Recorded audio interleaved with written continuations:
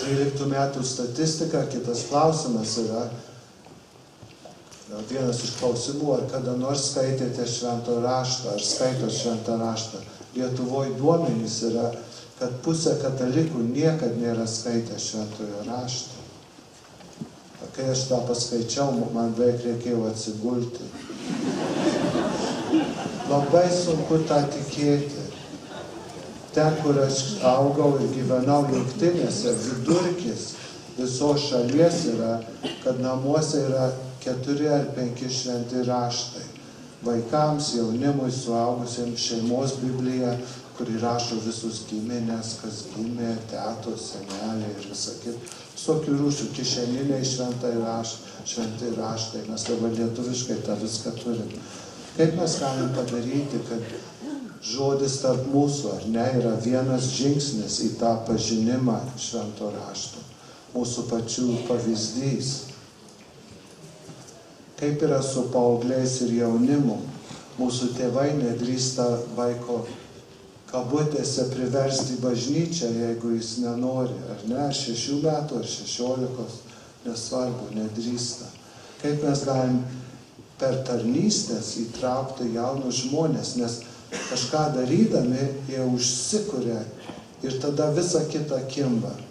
Pavyzdžiui, ten, kur aš dirbau prie Čikagos lietuvių parapijoje, mes kas nedarydavom sriubos pietus. Sriubos pietus yra, kur yra tik sriuba, bet be galo skani. Man atrodo, negerai, kad buvo skani. Buvo labai skani sriuba ir juoda lietuviška duona, daugiau nieko. Žmonės užmoka kaip už gerus pietus ir visi pinigai eina valgyklom Lietuvoje, kaip Vilniuje, Betanijoje arba Kaune ir taip toliau. Karito globai. Surenka 14 000, tą išmokom iš Toronto lietuvių.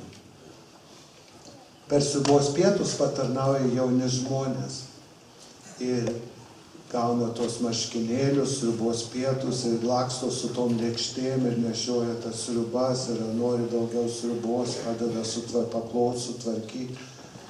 Čia nėra tikybos pamoka, bet jie užsikabina į tarnystę, į pagalbą kitiems, kas yra mūsų viso dvasinio gyvenimo vaisius, yra gyventi kitiems savo namuose ir už savo namų. Kaip su mūsų šeimo, aš jau minėjau apie jaunas mamas, kaip su senelių ir ligonių globa, ar ne? Čia Kaune bando įsteigti dar hospisą, nėra tą palaikomąją slaugą. Dar Kaune tas yra labai silpna, jau nekalbant visoje Lietuvoje. O yra labai svarbus dalykas, kai žmonės ilgiau gyvena, vaikai išvykę į Angliją, Vokietiją ir kitur, kaip mes toliau darysime. Kaip apie beglobiais vaikais su vaikų namais, ar ne, ar kūdikių namais. Čia yra sovietinis palikimas, kaip tie paminklai Vilniuje ant tilto arba čia ant to tilto, kur tie ženklai sovietiniai. Yra lygiai taip pat sovietinis palikimas. Normaliam pasaulyje nėra vaikų ir kūdikių namų. Kodėl? Nes žmonės įvaikina, pasiima auginti. Jungtinėse Čikagos vyskupija nėra didelė, 2,5 milijonų katalikų. Ir jie vienas syk turėjo didžiulį vajų įvaikinti vaikus, beglobius vaikus. Vienas kunigas net įvaikino. Klebonas parodyti pavyzdį visai parapijai. Paskui turėjo bėdų, ar ne, kai tas vaikas buvo paauglys.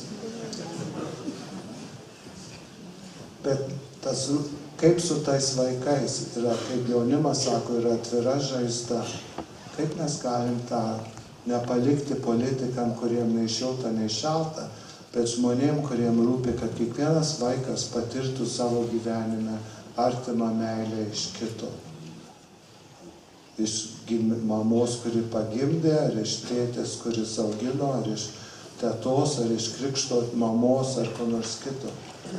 Didžiulis iššūkis.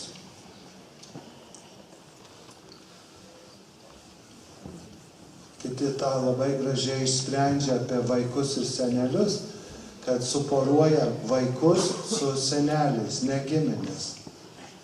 Ir tada tie vieniši seneliai turi, netikrą anūkėlį, bet begalinė graži draugystė išsivysto. Kokia puiki sistema, nebūtinai iš vaikų namų, kad ir mūsų vaikai turėtų kažkokią tetą ar močiutę ar senelį, kurie labiau draugauja ir padeda pajusti tą platesnį pasaulį.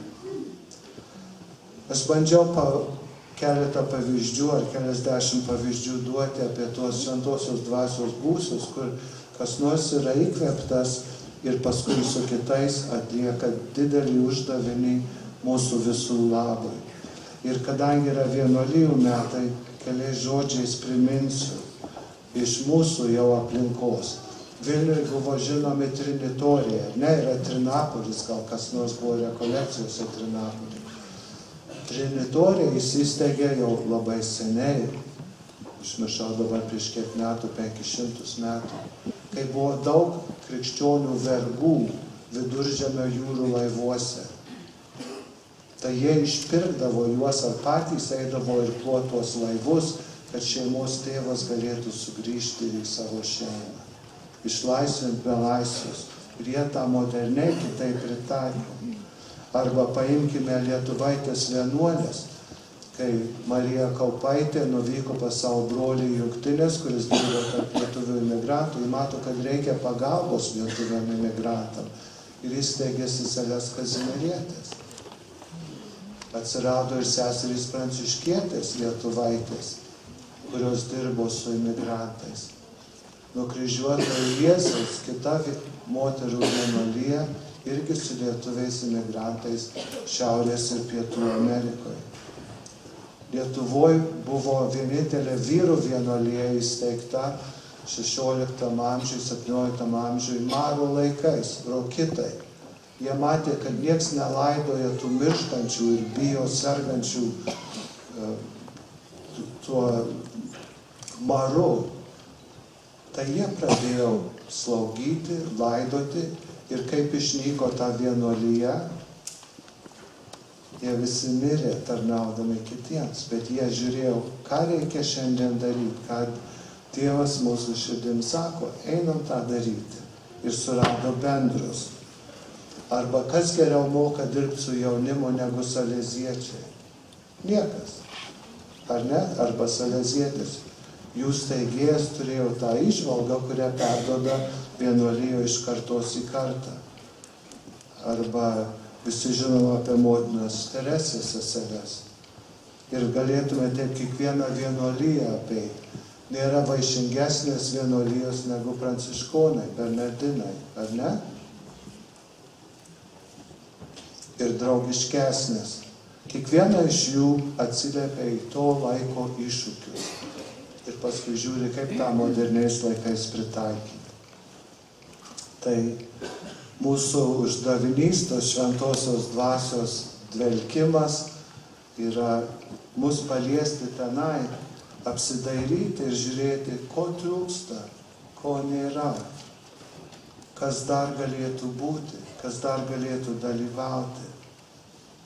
Kas yra, bet nedalyvauja, neįsijungia, ne mūsų labui ar to reikalo labui, bet ir tų pačių žmonių labui, kad būtume pilnutinesni žmonės. Ir kur mes galime būti naudingi, kad Dievo karalystė būtų įsteigtų, įsigyventų šiame mūsų pasaulyje, tokiame, koks jis yra ir kokie mes esame. Ir tą mes meldžiamės ir pasitikime šventosios dvasios veikimu. Ačiū.